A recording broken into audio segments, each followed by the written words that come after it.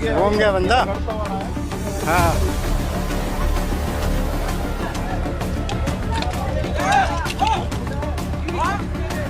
इतनी स्पीड में गाड़ी इधर आजा, इधर आजा, इधर आजा। नहीं नहीं, ये गाड़ी कैसे चला रहे हो?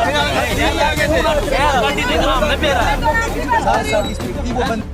14 फरवरी वैलेंटाइंस डे, जब पूरी दुनिया प्यार का त्योहार मना रही थी, एक मां के दरवाजे पर एक लिफाफा आया। यूनिवर्सिटी ऑफ मैनचेस्टर का MBA एक्सेप्टेंस लेटर उसके बेटे के नाम।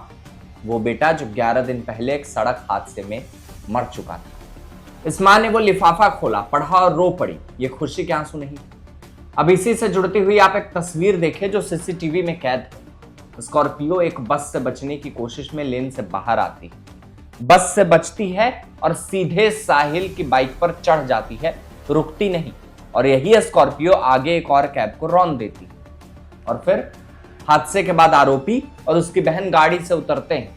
बजाय मदद मांगने के बहस शुरू हो जाती है। साहिल का शरीर सड़क पर है और दूसरी तरफ तर्क चल रहे हैं कि आखिर गलती किसकी थी।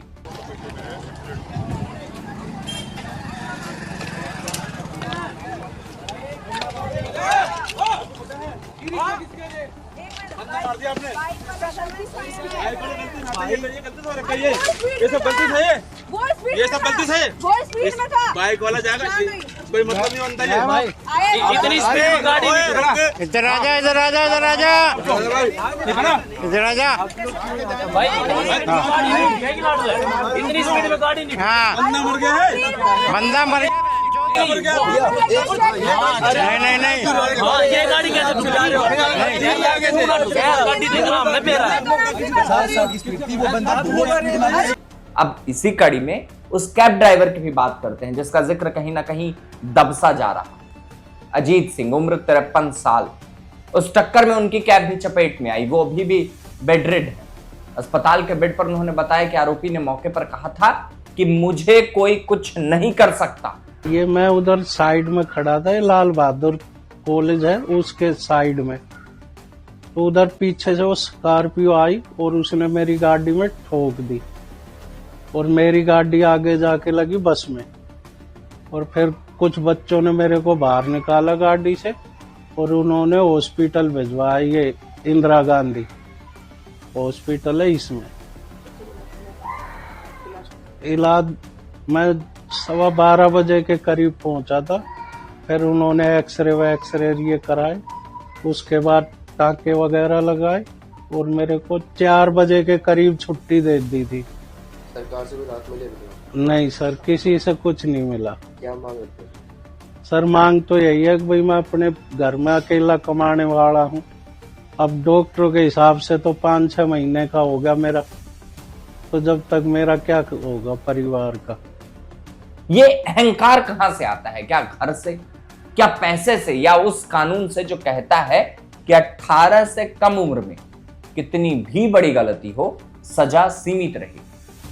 जुवेनाइल जस्टिस एक्ट बना था बच्चों को सुधारने के लिए, उन्हें बर्बाद होने से बचाने के लिए। लेकिन जब कोई नाबालिग बिना लाइसेंस गाड़ी चला रहा हो, रील बना रहा हो और टक्कर के बाद भी कोई पछतावा ना हो, तब क्या उसी कानून की आड़ में उसका बच निकलना सही है? और जिम्मेदारी सिर्फ उस लड़के की नहीं है जिसने चाबी दी, जिसने गाड़ी उसके हाथ में आने दी। वो पिता भी इस सवाल के दायरे में।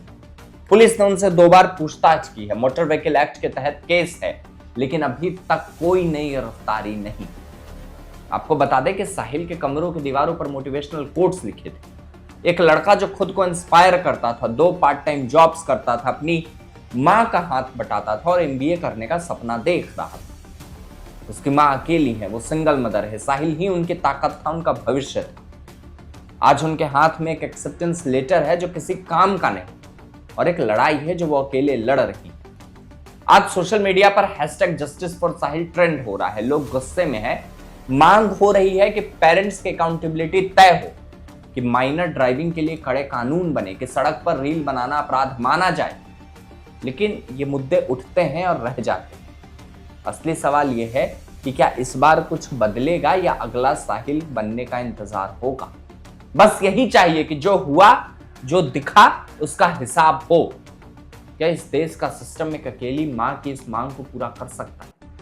वो फिलहाल जवाब का इंतजार कर रही है और उनके पीछे इन्हीं सवालों के जवाब का इंतजार कहीं ना कहीं पूरा देश कर रहा। इन खबरों पर बाकी अपडेट्स के लिए आप बने रहे हमारे साथ और देखते रहे सत्य भारत टाइम्स।